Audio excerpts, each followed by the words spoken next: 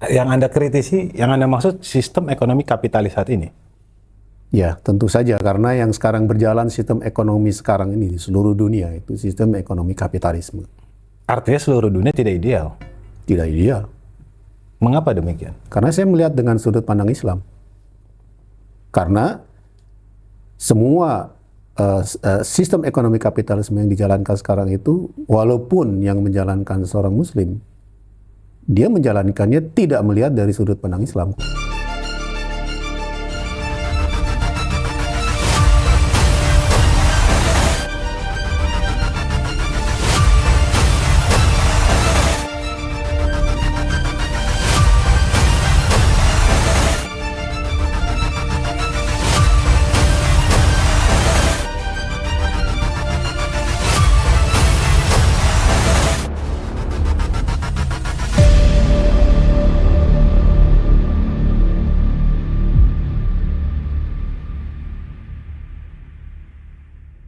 Tun Kelana Jaya, Coach Kelana.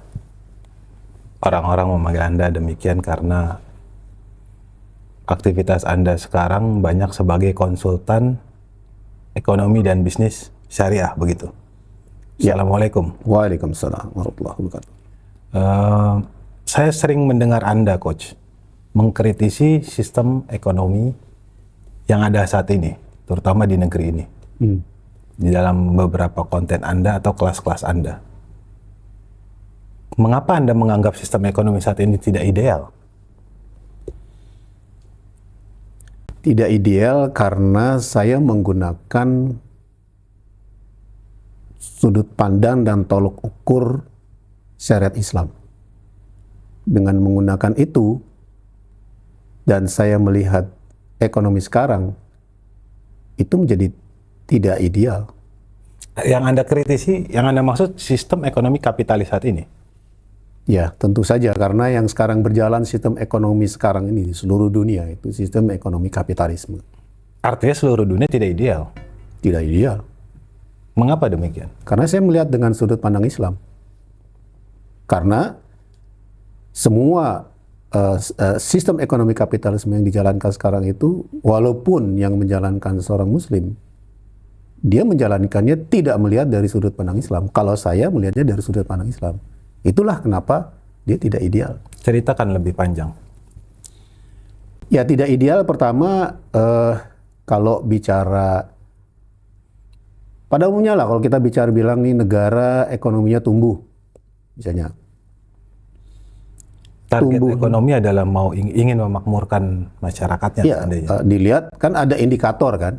Indikator melihat negara itu katakanlah makmur atau tidak makmur, itu salah satu yang dilihat kan pertumbuhan ekonomi. Kayak sekarang Indonesia 5,3% itu makmur atau tidak makmur? Kalau saya meningkat, paling tidak begitu. Iya, meningkat secara angka. Tapi kalau dibilang makmur itu kan nanti dilihat. Belum lagi nanti misalnya dikatakan pendapatan per kapita sekian dolar. Ya kan, pendapatan per kapita tuh ngitungnya gimana? $1,99 harusnya kalau untuk negara berkembang. Iya, kalau $1,99 itu gimana ngitungnya? Kalau misalnya di angka itu dikatakan per kapita, itu artinya apa? Per penduduk kan? Rata-rata penduduk mendapatkan angka itu. Pertanyaannya, menjadi faktor pembaginya apa? Angka ekonomi yang besar yang diperoleh oleh penduduk-penduduk yang memang bisa menciptakan angka besar dibagi dengan jumlah penduduk yang tidak mendapatkan angka sebesar yang didapatkan oleh mereka, sehingga dibagi rata aja begitu. Artinya perhitungan itu tidak valid menurut Anda?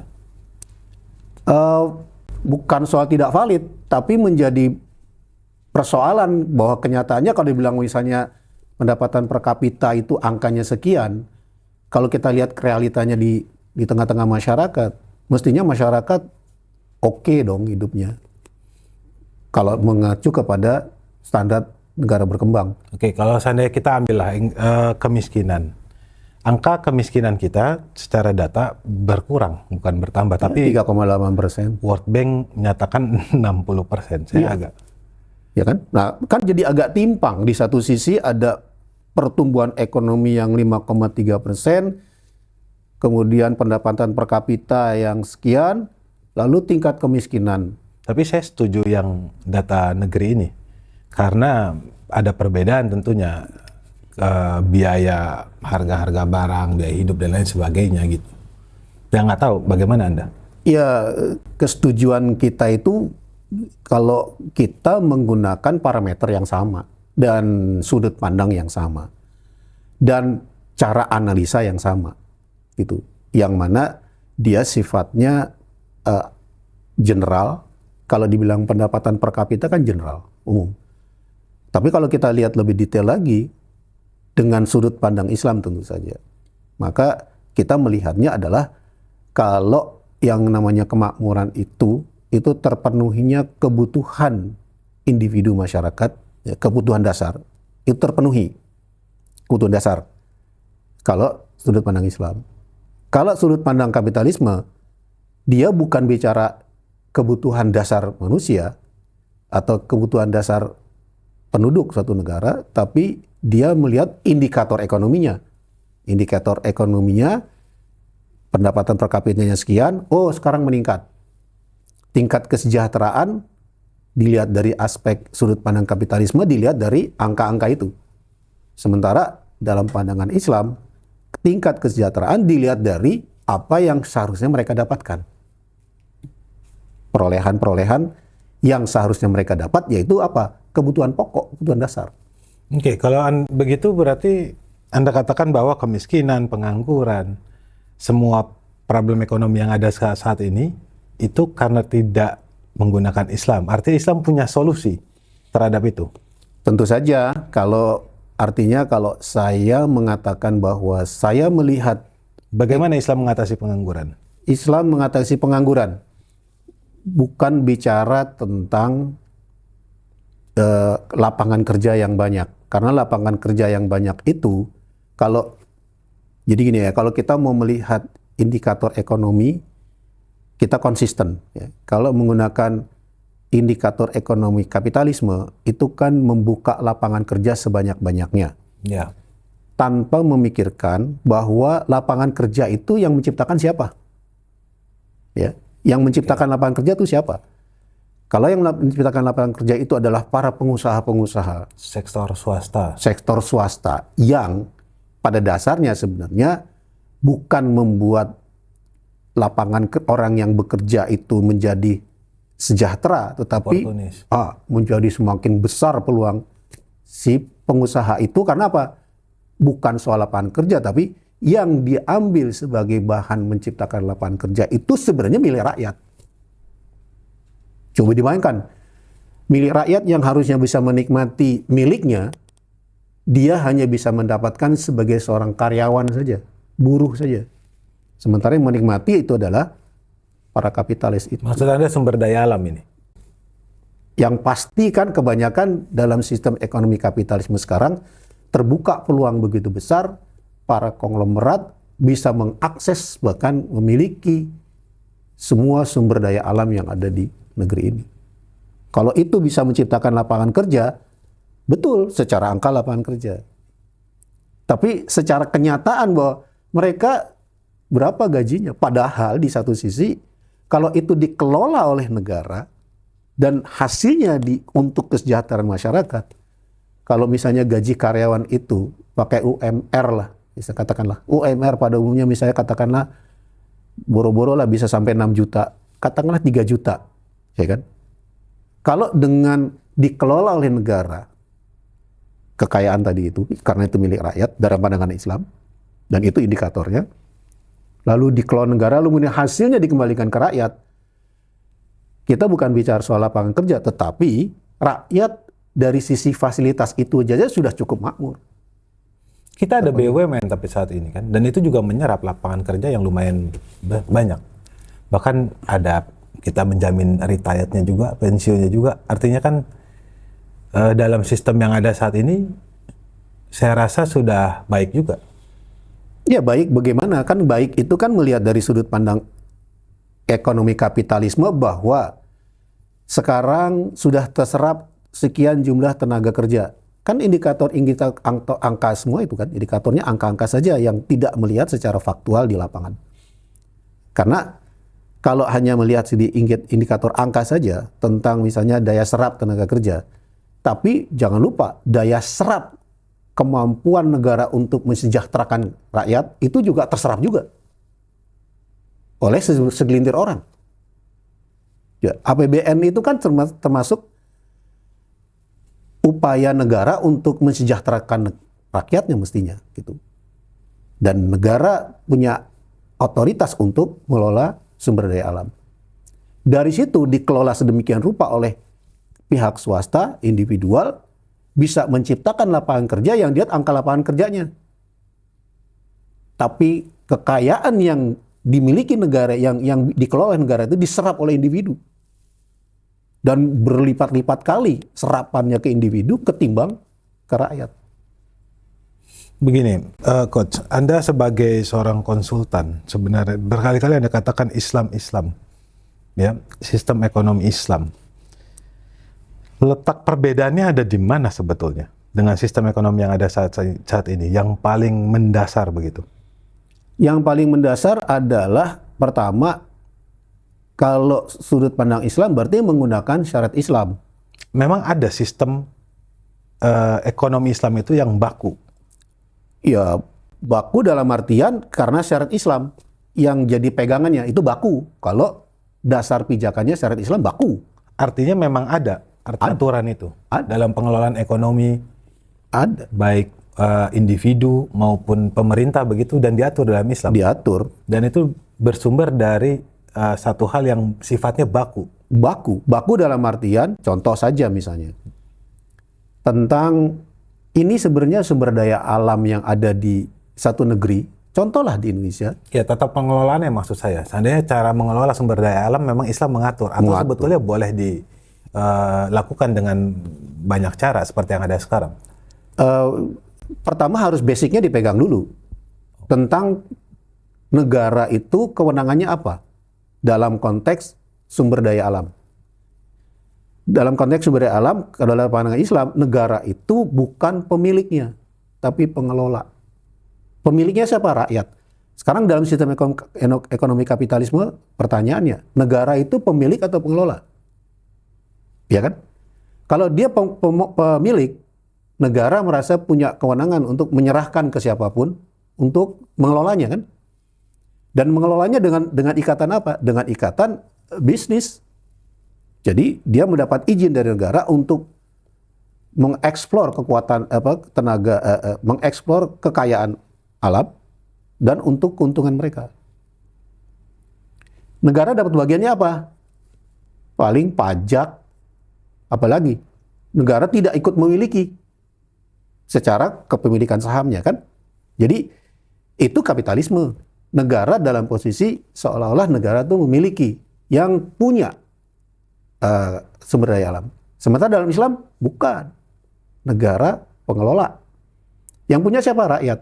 Kalau yang punya rakyat berarti negara bertanggung jawab untuk mengelola kekayaan alam sedemikian rupa sehingga hasil dari kekayaan alam itu dikembalikan ke rakyat. Jadi kita belum bicara soal lapangan kerja dulu, ini udah terlalu jauh lapangan kerja. Tapi dari sisi itu saja sudah berbeda. Dari situ aja udah langsung kelihatan bahwa rakyat itu merasakan betul manfaat keberadaan negara itu untuk kesejahteraan mereka. Kalau begitu dari mana pendapatan negara? Dari sumber daya alam itu. Kan negara ambil untung juga. Begini, negara pertama bukan soal bicara untung atau mengambil keuntungan dari situ. Tapi bagaimana negara mengelola sumber daya alam untuk kesejahteraan rakyat. Itu yang pertama. Jadi belum bicara, makanya pertumbuhan ekonomi dalam sistem pemerintahan dalam pandangan Islam. Pertumbuhan ekonomi itu bukan dilihat dari import-ekspor, bukan dilihat dari inflasi, bukan dilihat dari nilai kurs rupiah atau nilai kurs mata uangnya, tapi dilihat bagaimana negara mengelola sumber daya alam untuk kesejahteraan rakyat. Apakah di situ dihitung tentang pertumbuhan ekonomi? Enggak kan? Kenapa? Negara mengelola, lalu hasilnya dikembalikan. Hasilnya dalam bentuk apa? Outputnya apa? Kalau misalnya dia outputnya bahan bakar, ya untuk rakyat bahan bakarnya. Outputnya apa? Listrik. Rakyat bisa merasakan menggunakan listrik gratis bahkan.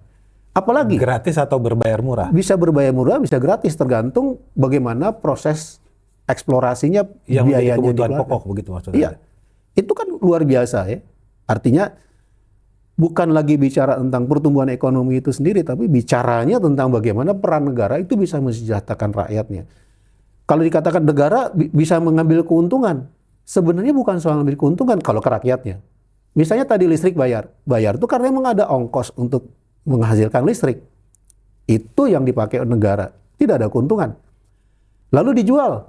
Oke, kalau dijual berarti minyak, misalnya minyak atau apapun namanya sumber daya alam, terpenuhi dulu kebutuhan rakyat, bisa jadi dijual. Keuntungannya, apakah disebut negara untung dalam hal itu? Enggak. Karena itu tetap hasil kelolaan punya rakyat.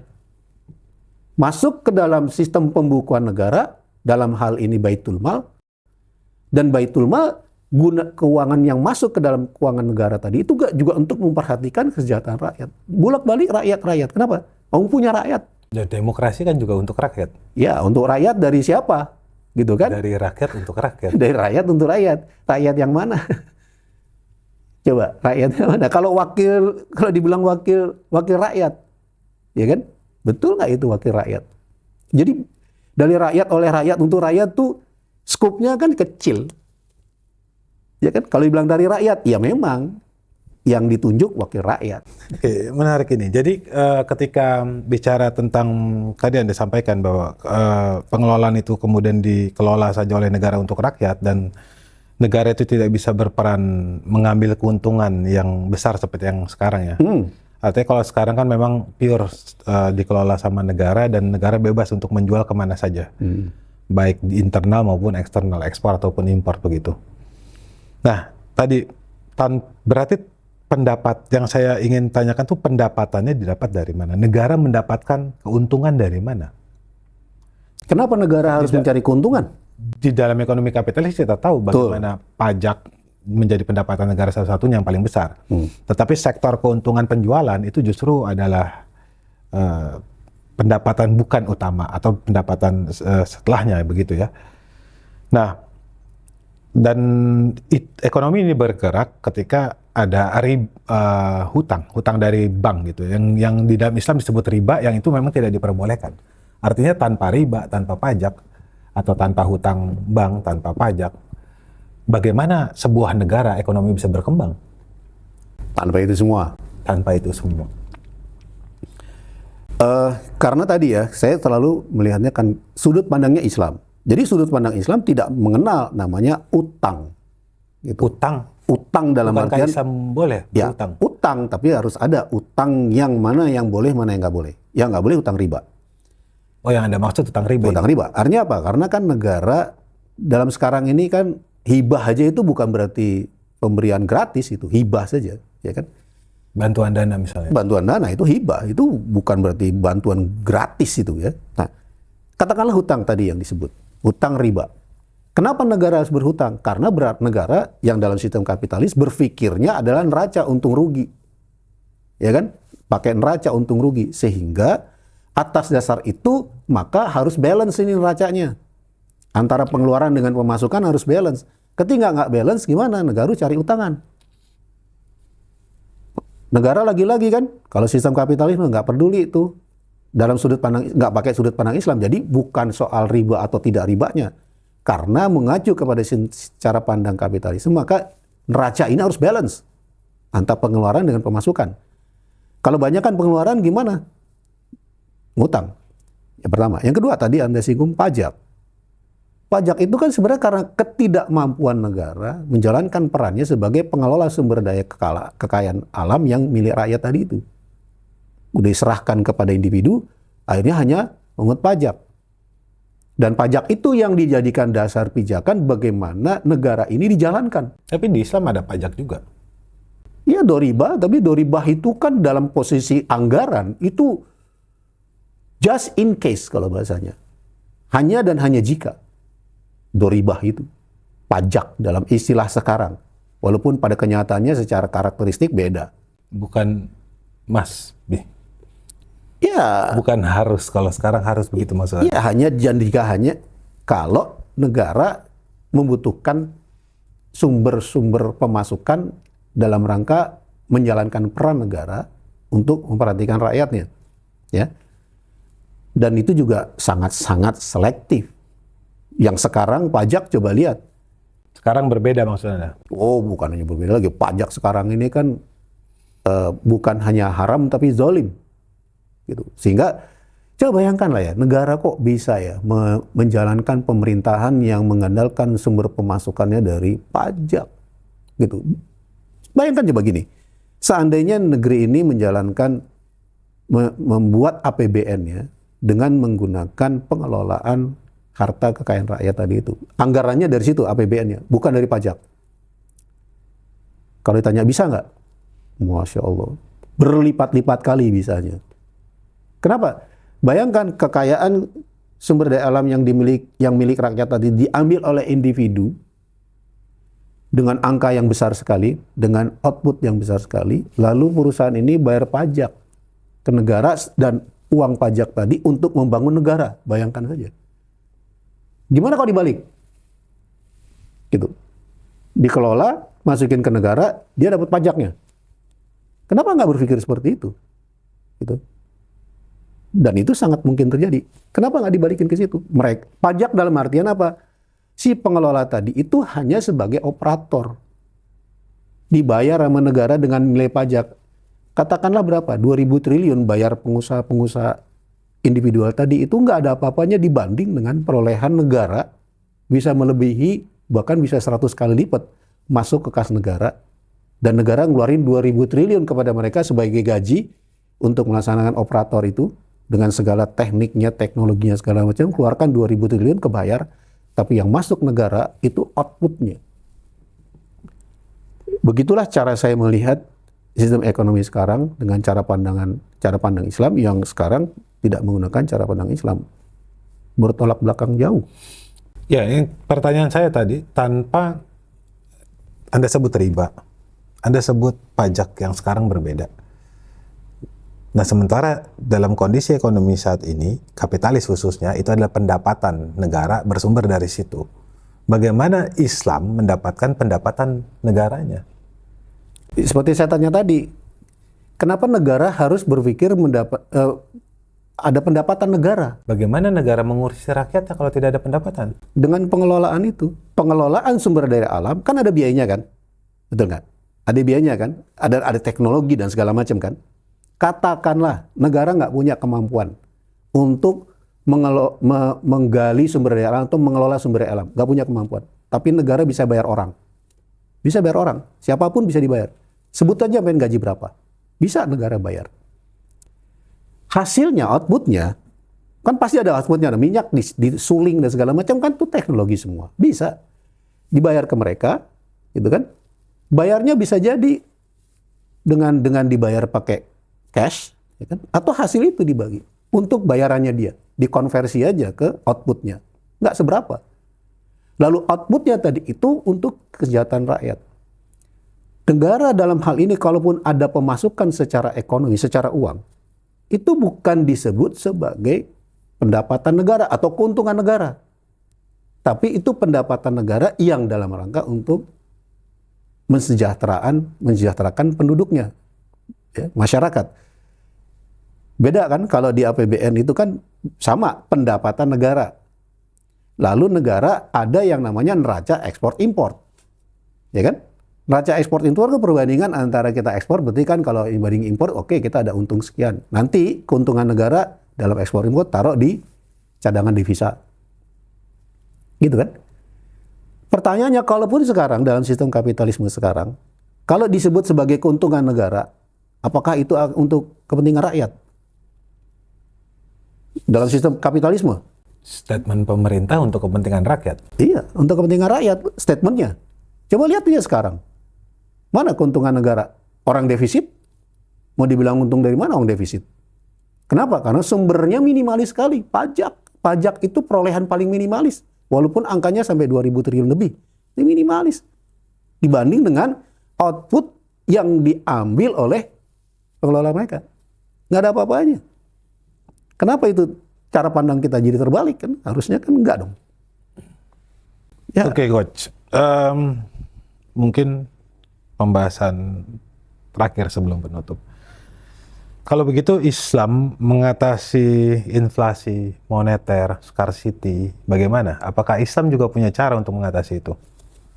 Inflasi, pertama, negara sebenarnya nggak pusing kalau dalam pandangan Islam itu tentang inflasi, nggak pusing. Kenapa? Yang bikin pusing sekarang kenapa? Karena mata uangnya itu bukan berbasis emas. Oke? Karena emas itu memiliki nilai intrinsik dan nilai nominal. Mata uang yang sekarang nggak ada nilai intrinsiknya, ada nilai nominal. Nah, dalam pandangan Islam, nggak perlu pusing-pusing dengan inflasi. Kenapa? Karena nilainya emas. Nilai emas ditentukan oleh? Nilai emas ditentukan oleh nilai emasnya. Maksudnya gimana? Ya kan kalau sekarang kan kita tahu nilai emas memang ditentukan oleh kelangkaan seandainya. Atau memang standarnya ditentukan oleh stok dunia begitu kan. Kenapa emas harganya bisa naik? Karena ada indikasi standar yang menentukan harganya si emas itu. Karena emas bukan sebagai alat tukar sekarang. Sekarang komoditas. Ya. Emas sebagai komoditas, bukan alat tukar. Kalau emas sebagai alat tukar, karena kan nanti ada velocity of money, ya, perputaran percepatan peredaran uang.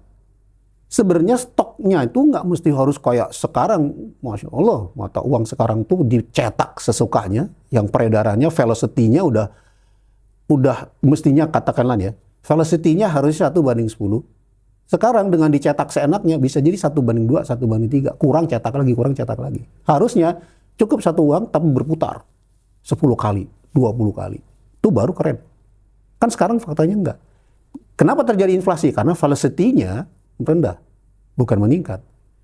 Kenapa merendah? Karena sektor realnya nggak bergerak, yang ada sektor non-real. Berputar hanya di situ. Velocity of money-nya nggak ada. Uang mengendap di rekening-rekening bank, yang beredar apa? Yang berputar. Overbooking, ya, dengan barang-barang yang nggak jelas, saham. Ya kan? Nah, jadi inflasi dalam hal ini, kalau Islam karena berbasis dengan nilai emas, berbasis nilai emas, dan emas itu sendiri yang jadi mata uangnya. Kalau mau dibilang inflasi, dari mana inflasinya gitu? Kalaupun ada perbedaan nilai, itu hanya karena ada pertukaran antara emas dengan emas dari satu daerah ke daerah lain. Itu bukan inflasi, itu hanya nilai tukar, nilainya yang berbeda. Kalau sekarang kan betul-betul inflasi, ya kan? Harga satu mata uang bisa memberi satu barang 1:1, ketika terjadi inflasi 2:1, bahkan bisa berkali-kali lipat. Kenapa? Karena tidak berbasis emas, gitu kan? Scarcity, ya karena persoalannya yang namanya kelangkaan itu semata-mata karena eksplorasi yang dilakukan oleh individu. Sehingga ketika individu mengeksplorasi kekayaan alam, dihitung depositnya berapa juta barrel kah apa, kubik kah, segala macam, dihitung akan habis sekian tahun. Maka orang-orang yang berbisnis itu mengatakan sekian tahun akan habis. Ini sekian tahun akan habis karena yang mengelola individu. Kalau negara nggak akan berpikir sejauh itu. Kenapa? Karena itu akan disalurkan ke masyarakat. Boleh jadi saat ini negara cukuplah menggali minyaknya saja, batu bara entar aja, emas entar aja. Kenapa harus digali semua? Kalau satu sumber aja udah bisa mensejahterakan rakyat. Scarcity itu kan dilihat secara jurnal, secara umum. Seluruh tambang dilihat, diukur depositnya akan habis sekian lama karena digali semuanya. Ya kan? Sementara kalau dalam pandangan Islam, kenapa harus digali semuanya? Kalau satu lubang, satu sumber bisa untuk kesejahteraan rakyat. Ya, artinya aturan Islam ada aturan yang mengatasi scarcity itu. Mencegah terjadinya scarcity itu atau mengatasi? Mencegah. Kenapa? Karena dari awal sudah ada policy dalam ahli Islam bahwa yang mengatur kepemilikan tentang kepemilikan. Jadi dijelaskan dulu ini milik siapa. Kalau milik rakyat, sumber daya alam ini milik rakyat, berarti negara akan mengeksploitasi, mengambil mengelola itu untuk dengan rakyatnya. Maka kalau dibilang scarcity-nya di mananya? Karena semua sumber daya alam itu dikelola oleh individual dengan menghitung cadangannya. Akan habis sekian tahun, maka udah dihitung tahun sekian sumber daya alam kan habis. Tahun sekian akan habis. Karena untuk menjadikan sumber minyak itu membutuhkan ribuan tahun, ya kan, bahkan ratusan ribu tahun. Nah, sementara itulah muncul scarcity kan. Kalau yang sekarang, kalau dalam sistem pandangan Islam, itu belum menjadi sebuah kekhawatiran dan ketakutan yang luar biasa gitu. Kenapa? Karena penggaliannya kan nggak mesti harus digali semua sekaligus. Sekarang coba ada di negeri ini, nggak ada satupun lubang yang nggak digali. Masya Allah, habis sudah. Dan udah bisa dihitung bakal habisnya kapan. Karena digali semua. Padahal, tadi saya katakan kalau dibalik, ya, negeri ini hanya cuma mengambil pajaknya saja. Mengambil pajaknya saja. Untuk membangun negeri gimana? Kenapa nggak dibalik? Oke, Coach, waktu kita sudah habis. Ada yang mau Anda sampaikan? Kira-kira mungkin terkait dengan apa solusi atau ide apa untuk mengatasi permasalahan ekonomi yang ada sekarang? Kalau saya sih lebih mengatakannya begini, bahwa siapapun mereka orang Islam yang punya kewenangan untuk mengelola negeri ini, gunakanlah sudut pandang Islam. Dan itu perintah dari Allah. Dan kalau itu yang dilakukan, maka akan terjadi perubahan besar. Dilakukan oleh siapapun yang beragama Islam, yang punya kemampuan, punya otoritas, punya akses untuk mengelola negeri ini. Dan kalau itu dilakukan, negeri ini akan mengalami perubahan yang sangat signifikan. Tapi kalau tidak, maka akan ada orang yang akan menggunakan cara pandang Islam untuk mengelola negeri ini secara Islam. Dan itu pasti. Insya Allah itu akan bisa diwujudkan. Ya, dari saya cukup. Cukup. Terima kasih, Coach Tun. Sama-sama.